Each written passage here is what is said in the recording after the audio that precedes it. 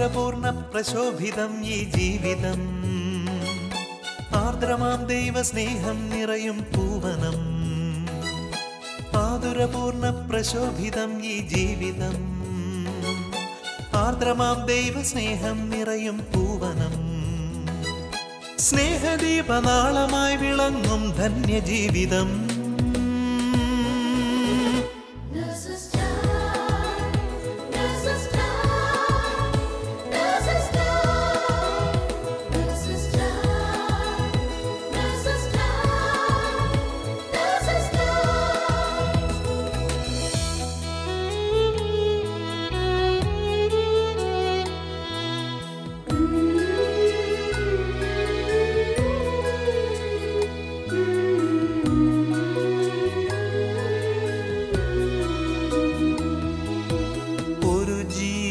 ഭൂവിൽ പിറക്കുമ്പോൾ ഇരുകൈയും നീട്ടി വാങ്ങുന്നീ മാലാഖമാർ, ഒരു ജീവൻ മണ്ണിൽ പൊലിയുമ്പോൾ അരികെ ശാന്തമായ യാത്രയാക്കിയിടും ഭൂവിലെ മാലാഖമാർ.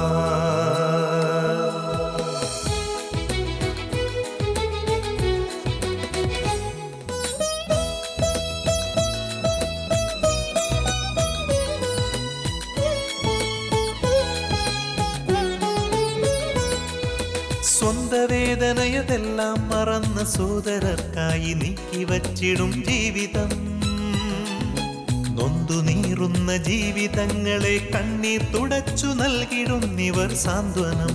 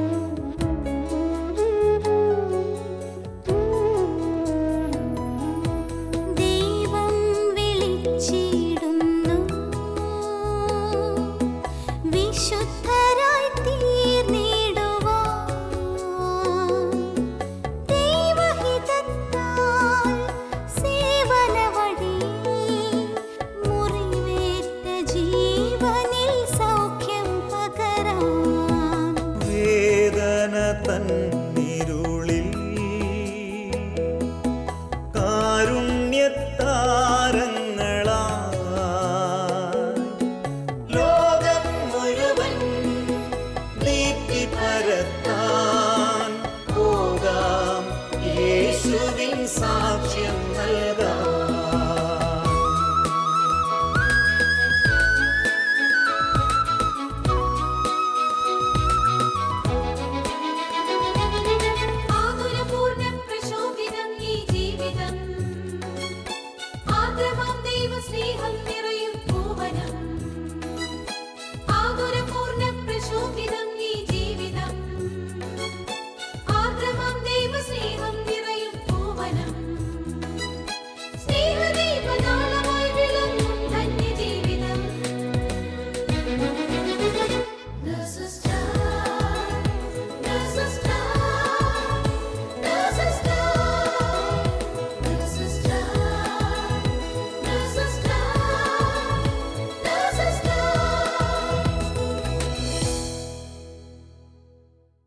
ഈശോ മിശിഹായ്ക്ക് സ്തുതിയായിരിക്കട്ടെ.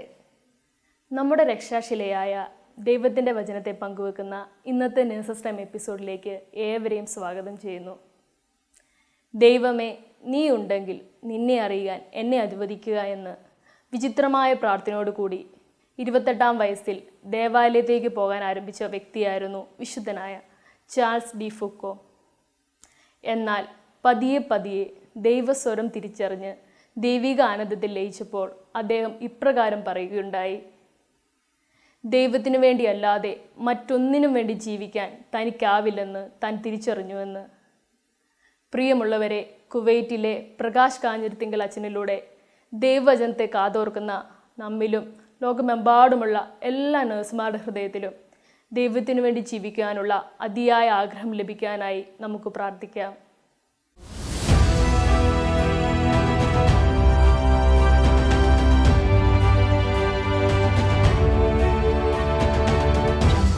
പിതാവിൻ്റെയും പുത്രൻ്റെയും പരിശുദ്ധാത്മാവിൻ്റെയും നാമത്തിൽ ആമേൻ.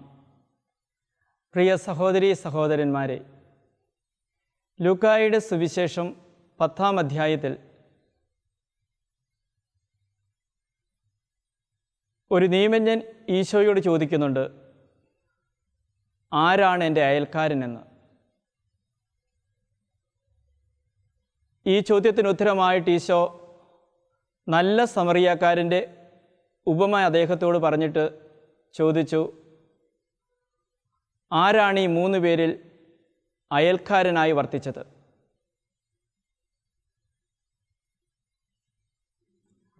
ആ മനുഷ്യൻ ഉത്തരം പറഞ്ഞു, അവനോട് കരുണ കാണിച്ചവനെന്ന്. ലോകത്തിൽ നല്ല സമറിയാക്കാരൻ്റെ ശുശ്രൂഷ ചെയ്യുന്നവർ ആരെന്ന് എന്നോട് ചോദിച്ചാൽ ഞാൻ പറയും, ലോകത്തിലുള്ള നേഴ്സസ് ആണെന്ന്. നല്ല സമറിയക്കാരൻ്റെ ഉപമയിൽ നാം കാണുന്നു, മുറിവേറ്റ് വീണ് കിടക്കുന്ന മനുഷ്യനോട് കരുണ കാണിച്ചത് സമറിയാക്കാരൻ മാത്രമാണ്. അദ്ദേഹത്തെ എന്തുകൊണ്ടാണ് നല്ല സമറിയാക്കാരൻ എന്ന് പറയുന്നത്? ജെറുസലമിൽ നിന്നും ജെറൂഖയിലേക്ക് യാത്ര ചെയ്യുകയായിരുന്ന ഈ മനുഷ്യൻ മുറിവേറ്റ് കിടക്കുന്ന മനുഷ്യനോട് കരുണ തോന്നിയിട്ട് അദ്ദേഹത്തെ സഹായിക്കാൻ വേണ്ടി തയ്യാറായി. അതായത് 3 കാര്യങ്ങളാണ് ഈ മനുഷ്യൻ ചെയ്തത്. സ്വന്തം സുരക്ഷിതത്വം മറന്ന് മുറിവേറ്റ് കിടക്കുന്നവൻ്റെ അടുത്തിരിക്കുവാൻ വേണ്ടി തയ്യാറായി. എനിക്ക് തോന്നുന്നു നേഴ്സുമാർ ഇതുപോലെയാണ്. മുറിവേറ്റ് കിടക്കുന്നവരുടെ അടുത്തിരുന്ന് ശുശ്രൂഷ ചെയ്തുകൊണ്ട് ക്രിസ്തുവിൻ്റെ സൗഖ്യം കൊടുക്കുന്നവരാണ് നേഴ്സുമാർ. ഒരു ഹോസ്പിറ്റലിൽ ഒരു ഡോക്ടറുടെ റോൾ എന്തെന്ന് ചോദിച്ചു കഴിഞ്ഞാൽ ഒരു അതിഥിയുടെ റോളാണ്. രോഗികൾ വരുമ്പോൾ അവരെ പരിശോധിക്കുന്നു, മരുന്ന് കുറിച്ച് കൊടുക്കുന്നു, അതിനുശേഷം പോകുന്നു. എന്നാൽ ഒരു നേഴ്സിൻ്റെ ജോലി ഒരു വീട്ടുകാരൻ്റെ റോളാണ്. രോഗിയെ സ്നേഹത്തോടു കൂടി സ്വീകരിക്കുന്നു, ഡോക്ടർ കുറിച്ചു കൊടുത്ത മരുന്ന് കൊടുക്കുന്നു, രോഗിക്ക് വേണ്ട ബെഡൊരുക്കി കൊടുക്കുന്നു, ഇഞ്ചക്ഷൻ കൊടുക്കുന്നു, അവർക്ക് വേണ്ട എല്ലാ കാര്യങ്ങളും ചെയ്തുകൊണ്ട് സ്നേഹത്തോടെ സംസാരിച്ചുകൊണ്ട് രോഗി പോകുന്നതുവരെ രോഗിയുടെ കൂടെ ഉണ്ടായിരിക്കുന്നത് നേഴ്സസ് ആണ്. അതുകൊണ്ടാണ് ഞാൻ പറഞ്ഞത്, ഓരോ നേഴ്സും രോഗികൾക്ക് സൗഖ്യം കൊടുക്കുന്നവരാണെന്ന്. ഇന്നത്തെ ലോകത്തിൻ്റെ ഏറ്റവും വലിയ ദുഃഖം എന്തെന്ന് ചോദിച്ചു കഴിഞ്ഞാൽ, അടുത്തിരിക്കാൻ ആരുമില്ല, കരുണ കാണിക്കാൻ ആരുമില്ല, സഹായിക്കാൻ ആരുമില്ല എന്ന് പറഞ്ഞുകൊണ്ട് വേദനിക്കുന്ന ഒത്തിരി പേരെ കാണുന്നുണ്ട്. യോഹന്നാൻ്റെ സുവിശേഷത്തിൽ ബെത്സേദ കുളക്കരയിൽ ഒരു രോഗി കിടക്കുന്നുണ്ട്. ഈ രോഗി ക്രിസ്തുവിനെ കാണുമ്പോൾ പറയുകയാണ്, കുളത്തിൽ വെള്ളമിളകുമ്പോൾ എന്നെ കുളത്തിലേക്ക് കൊണ്ടുപോകാൻ വേണ്ടി ആരുമില്ല എന്ന്. ഇതുപോലെ ഒന്ന് സഹായിക്കാൻ വേണ്ടി, ഒന്ന് സ്വാന്തനത്തിൻ്റെ വാക്ക് പറയാൻ വേണ്ടി ആരുമില്ല എന്ന് പറഞ്ഞ് കരയുന്നവരുടെ ഒരു കാലഘട്ടത്തിൽ നമ്മൾ ജീവിക്കുന്നത്. പക്ഷേ ഓരോ നേഴ്സും അവരുടെ അടുത്ത് വരുന്ന രോഗികൾക്ക് സ്വാന്തനത്തിൻ്റെ വാക്ക് കൊടുത്തുകൊണ്ട്, അവർക്ക് ചെയ്യാൻ പറ്റുന്ന എല്ലാ സഹായങ്ങളും ചെയ്തുകൊണ്ട് അവരുടെ കൂടെ ആയിരിക്കുന്നവരാണ്. അതുകൊണ്ടാണ് ഞാൻ പറഞ്ഞത്, സുരക്ഷിത സ്ഥാനം മറന്നുകൊണ്ട് മറ്റുള്ളവരുടെ കൂടെ ആയിരിക്കുന്നവർ, അല്ലെങ്കിൽ രോഗികളുടെ കൂടെ ആയിരിക്കുന്നവരാണ് നേഴ്സസ്. ഇന്ന് പലപ്പോഴും നമ്മൾ കുടുംബങ്ങളൊക്കെ പരിശോധിച്ചു കഴിഞ്ഞാൽ മാതാപിതാക്കളുടെയും മക്കളുടെയും പ്രിയപ്പെട്ടവരുടെയൊക്കെ ദുഃഖം ആരും സഹായിക്കാനില്ല എന്നാണ്. സ്വാന്തനത്തിൻ്റെ വാക്കുകൾ പറയാൻ ഇല്ല എന്നാണ്. ഇതിൻ്റെ പേരിൽ ഇന്ന് ഒരുപക്ഷെ എത്രയോ മാതാപിതാക്കളാണ് വൃദ്ധസദനങ്ങളിലേക്കൊക്കെ തള്ളപ്പെടുന്നത്. ഈ അടുത്ത കാലത്തൊരു വീഡിയോ കണ്ടത് ഓർക്കുകയാണ്. അതിങ്ങനെയാണ്: ഒരമ്മയുടെ പ്രിയപ്പെട്ട മകൻ വീട്ടിലിരുന്നു കൊണ്ട് കമ്പ്യൂട്ടറിൽ അദ്ദേഹം ജോലി സംബന്ധമായ കാര്യങ്ങൾ ചെയ്തുകൊണ്ടിരിക്കുകയാണ്. ഈ സമയത്ത് അദ്ദേഹത്തിൻ്റെ തൊട്ടടുത്തുള്ള കസേരയിൽ പ്രിയപ്പെട്ട അമ്മ ഇരിക്കുന്നുണ്ട്. പ്രായമായിട്ടുള്ള അമ്മയാണ്, കണ്ണിന് നല്ല കാഴ്ചയില്ല. ഈ അമ്മ മകനോട് ചോദിക്കുകയാണ്, മോനെ, ഒരു ശബ്ദം കേൾക്കുന്നുണ്ടല്ലോ, അതെന്തിൻ്റെ ശബ്ദമാണ്? അപ്പോൾ മകൻ കമ്പ്യൂട്ടറിൽ പണിതുകൊണ്ട് തന്നെ മറുപടി പറഞ്ഞു, അതൊരു കുരുവിയുടെ ശബ്ദമാണമ്മേ. രണ്ടാമത് വീണ്ടും അമ്മ മകനോട് ചോദിക്കുകയാണ്, മകനെ, ഒരു ശബ്ദം കേൾക്കുന്നുണ്ടല്ലോ. മകൻ അമ്മയോട് പറഞ്ഞു, അമ്മയോടല്ലേ പറഞ്ഞേ, അതൊരു കുരുവിയുടെ ശബ്ദമാണ്. വീണ്ടും അമ്മ ചോദിക്കുകയാണ്, മകനെ, എന്താ ഒരു ശബ്ദം കേൾക്കുന്നത്? മകൻ ദേഷ്യപ്പെട്ടുകൊണ്ട് അമ്മയോട് പറഞ്ഞു, അമ്മയോട് ഞാൻ പറഞ്ഞില്ലേ അതൊരു കുരുവിയുടെ ശബ്ദമാണ്. അമ്മ ആ കട്ടിലിൽ പോയി കിടക്കെന്നും പറഞ്ഞുകൊണ്ട് അമ്മയെ പിടിച്ചു കൊണ്ടുപോയി കട്ടിലിൽ കിടത്തുകയാണ്. പക്ഷേ കുറച്ച് കഴിഞ്ഞപ്പോൾ അമ്മയൊരു പഴയ നോട്ട്ബുക്കും എടുത്തുകൊണ്ട് കമ്പ്യൂട്ടറിൽ പണിതുകൊണ്ടിരിക്കുന്ന മകൻ്റെ കയ്യിൽ കൊടുത്തിട്ട് പറഞ്ഞു, ഇത് നോക്കാൻ പറഞ്ഞു. മകൻ എടുത്ത് നോക്കുമ്പോൾ ഇവൻ്റെ 3ാമത്തെ ജന്മദിനത്തിന് അമ്മ വരച്ചിരിക്കുന്ന ചിത്രങ്ങളാണ്. എന്നിട്ട് അതിൽ എഴുതി വച്ചിരിക്കുകയാണ്, ജന്മദിനത്തിൻ്റെ ദിവസം അവനെ കുളിപ്പിച്ച് പൊട്ടുതൊട്ട് പൗഡറൊക്കെ ഇട്ടിട്ട് വീടിൻ്റെ മുമ്പിൽ കൊണ്ട് നിർത്തിയപ്പോൾ ഒരു ശബ്ദം കേട്ടിട്ട് അവൻ അമ്മയോട് ചോദിച്ചു, അമ്മേ, എന്താ അവനൊരു ശബ്ദം കേൾക്കുന്നത്? അമ്മ മകനോട് പറഞ്ഞു, അതൊരു കുരുവിയുടെ ശബ്ദമാണ് മോനെ. വീണ്ടും ചോദിച്ചു, അമ്മേ, എന്താണൊരു ശബ്ദം കേൾക്കുന്നത്? മോനെ, അതൊരു കുരുവിയുടെ ശബ്ദമാണ്.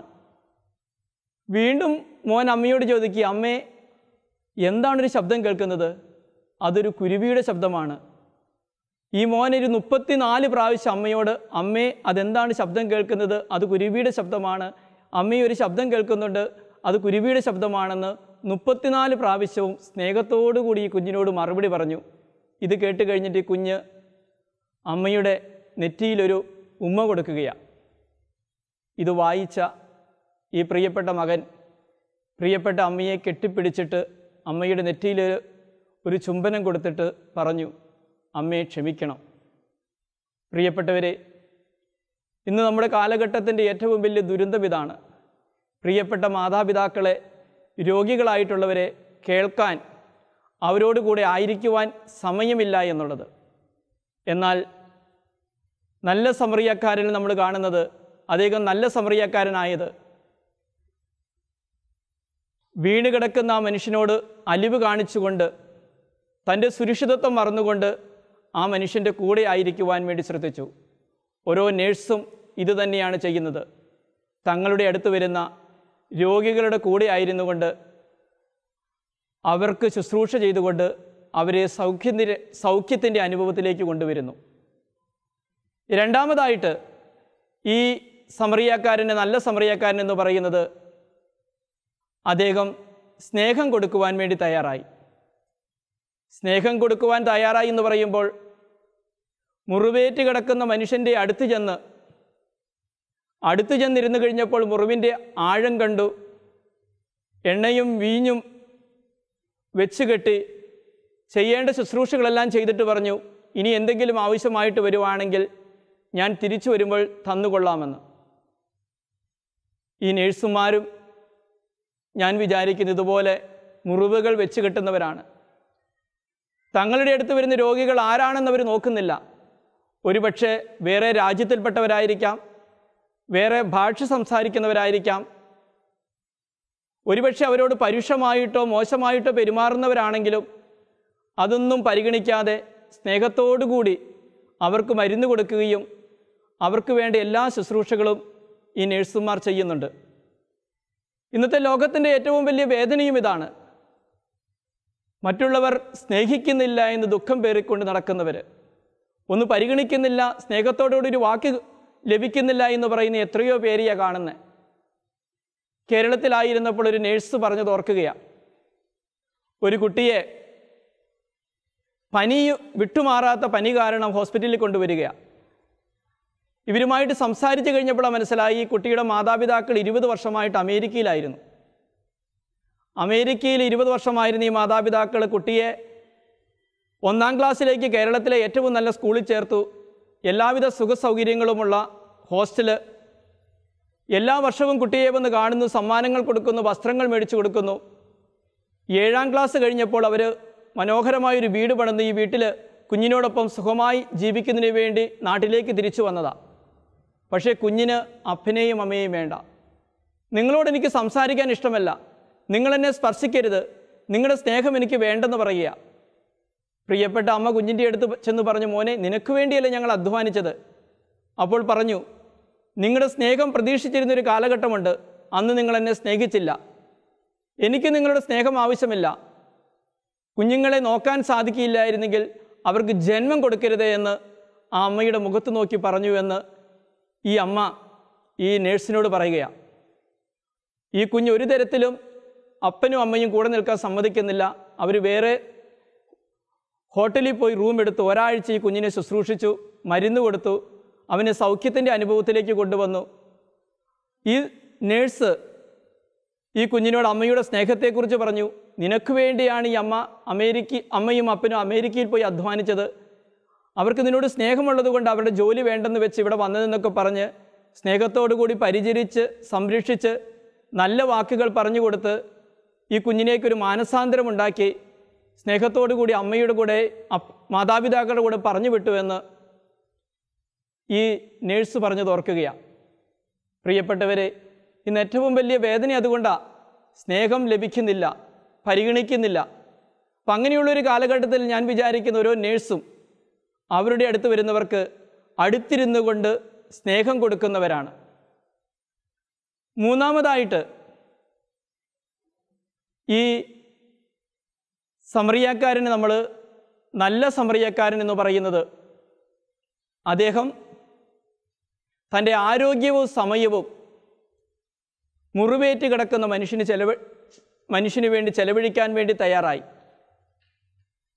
അതായത് അദ്ദേഹം യാത്ര ചെയ്യായിരുന്ന മനുഷ്യൻ തൻ്റെ യാത്ര മാറ്റിവെച്ചിട്ട് ഈ മുറിവേറ്റ് കിടക്കുന്ന മനുഷ്യനെ തൻ്റെ കഴുതിയുടെ പുറത്ത് കയറ്റി സത്രത്തിൽ കൊണ്ടുചെന്ന് ചെയ്യാവുന്ന എല്ലാ ശുശ്രൂഷകളും ചെയ്ത് തൻ്റെ കയ്യിലുണ്ടായിരുന്ന പണവും കൊടുത്തിട്ട് പറഞ്ഞു, ഇനി എന്തെങ്കിലും ആവശ്യമായിട്ട് വരികയാണെങ്കിൽ തിരിച്ചു വരുമ്പോൾ ഞാൻ ചെയ്തു കൊള്ളാമെന്ന്.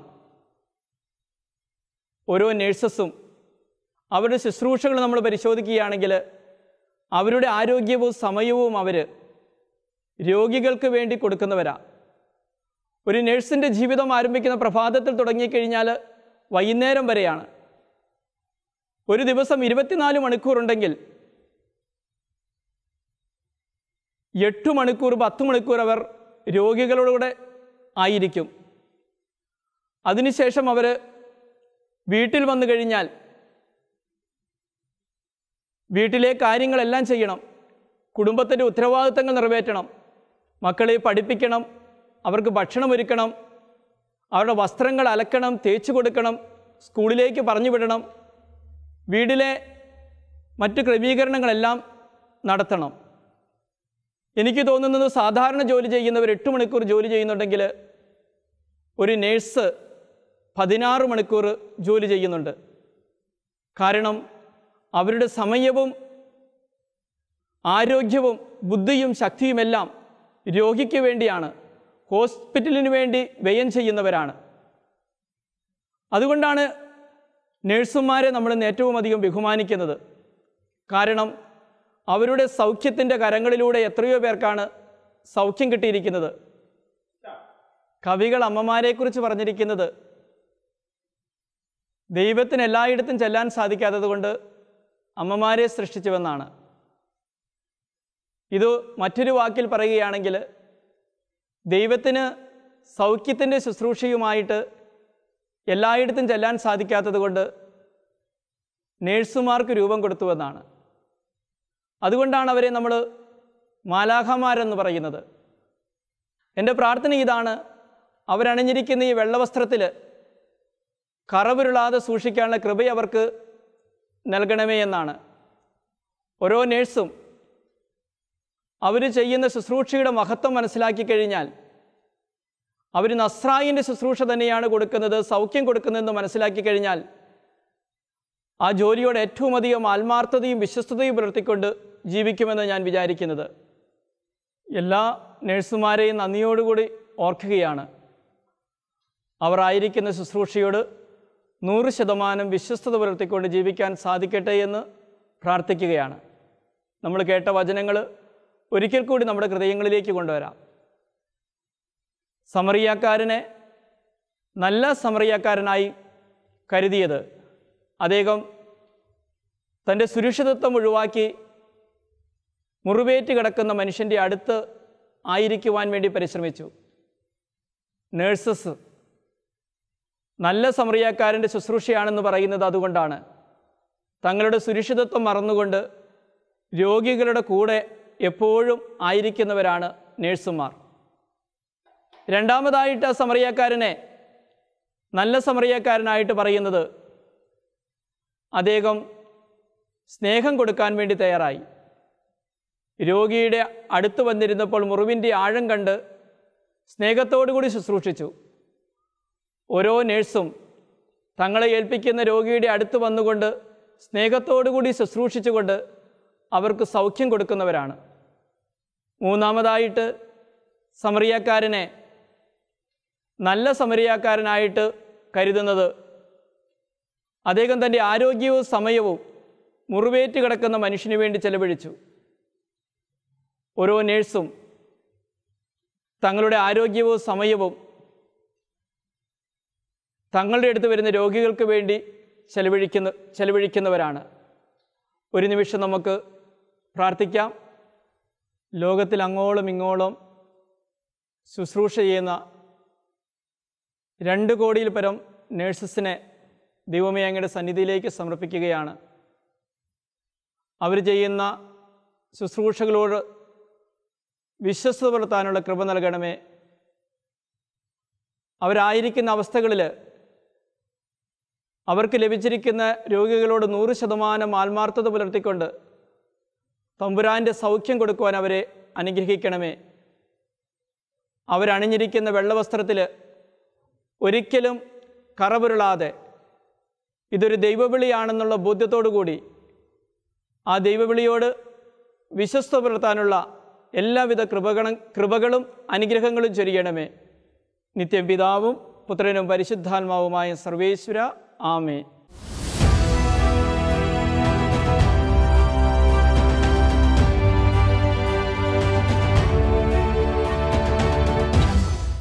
ദൈവവചനത്തെ കാതോർത്ത നമ്മുടെ ഹൃദയങ്ങളിൽ എന്നും അവിടുത്തെ വചനം നിലനിൽക്കുന്നതിനായി ഒരു നിമിഷം നമുക്ക് പ്രാർത്ഥിക്കാം.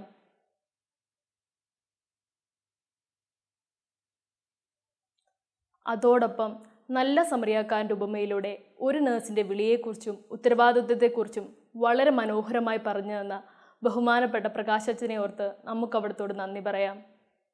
ഹെബ്രായക്കാരുടെ ലേഖനം 10-ാം അധ്യായത്തിൻ്റെ 39-ാം വാക്യത്തിൽ ഇപ്രകാരം പറയുന്നു: പിന്മാറി നശിപ്പിക്കപ്പെടുന്നവരുടെ കൂട്ടത്തിലല്ല, വിശ്വസിച്ച് ആത്മരക്ഷ പ്രാപിക്കുന്നവരുടെ കൂട്ടത്തിലാണ് നാം. അതേ പ്രിയമുള്ളവരെ, ഈ കാലഘട്ടത്തിൻ്റെ വിശുദ്ധരാകാൻ ആഗ്രഹിക്കുന്ന നാം ഈശോയുടെ വചനത്തെ മുറുകെ പിടിച്ച് ജീവിച്ചുകൊണ്ട് നമ്മുടെ മുമ്പിൽ വരുന്ന തളരുന്നവരിലും കണ്ണീരൊരുക്കുന്നവരിലും അത് പങ്കുവെച്ചു കൊടുത്തുകൊണ്ട് ഈശോ നമുക്കായി ഒരുക്കി വച്ചിരിക്കുന്ന നിത്യജീവൻ സ്വന്തമാക്കാനായി മുന്നേറാം. അതിനുള്ള കൃപയ്ക്കായി ലോകമെമ്പാടുമുള്ള എല്ലാ നഴ്സുമാരെയും അവരുടെ കുടുംബങ്ങളെയും പരിശുദ്ധ അമ്മയുടെ വിമല ഹൃദയം വഴിയായി ഈശോയ്ക്ക് സമർപ്പിച്ചുകൊണ്ട് നമുക്ക് പ്രാർത്ഥിക്കാം. ഓരോ നഴ്സും ഒരു വിശുദ്ധനാകട്ടെ, ഒരു വിശുദ്ധയാകട്ടെ. ദൈവമാതാവും ഞങ്ങളുടെ അമ്മയുമായ കന്യകാമറിയമേ, ഫാത്തിമാനാഥേ, എന്നെയും എൻ്റെ കുടുംബത്തെയും തിരുസഭയെയും മാനവകുലത്തെയും ലോകമെമ്പാടുമുള്ള നേഴ്സുമാരെയും അങ്ങേ വിമല ഹൃദയത്തിന് പ്രതിഷ്ഠിക്കുന്നു. അങ്ങേ ശക്തിയുള്ള സംരക്ഷണത്തിൽ ഞങ്ങളെ കാത്തുകൊള്ളണമേ. ആത്മീയവും ശാരീരികവുമായ സകല അപകടങ്ങളിലും ക്ലേശങ്ങളിലും നിന്ന് ഞങ്ങളെ രക്ഷിച്ചു കൊള്ളണമേ. എല്ലാറ്റിലും ദൈവേഷ്ടം കണ്ടെത്തി നിറവേറ്റുവാനും യേശുവിൻ്റെ തിരുഹൃദയത്തിന് പ്രീതികരമായ വിധത്തിൽ ജീവിച്ച് സ്വർഗഭാഗ്യത്തിൽ എത്തിച്ചേരുവാനും കാരുണ്യനാഥേ, ഞങ്ങളുടെ സ്നേഹമുള്ള അമ്മേ, ഞങ്ങളെ സഹായിക്കണമേ. ആമേൻ.